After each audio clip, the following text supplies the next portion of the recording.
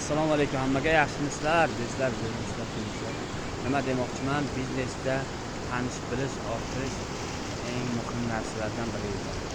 Tanish bilishimizda biz bor bo'lsa, bizni har qanday joyga, har qanday muvaffaqiyatlarga erishishimizga tanish bilishlarimiz yordam berar ekan.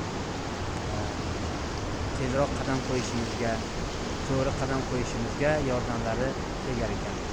Nima demoqchiman, har qanday inson bilan uchrashishimiz uchun 7 ta qo'l bilan yetib borar ekanmiz. Bu prezident bo'ladimi, kim bo'lgan taqdirda ham 7 ta inson bilan yetib borsak bo'lar ekan. Biz 7-insonni bilmaganimiz bu normal qoladi ekan.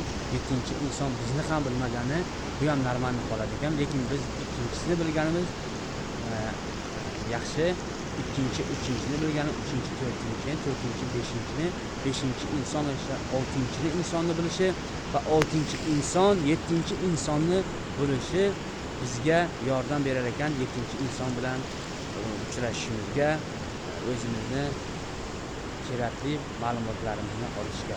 Rahmat hammalaringga, sog' bo'linglar. Meni tushunganim shu. Kim yana nima tushungan bo'lsa, aytinglar sizlar ham bir-birimizga ulashaylik. Rahmat, sog' bo'linglar.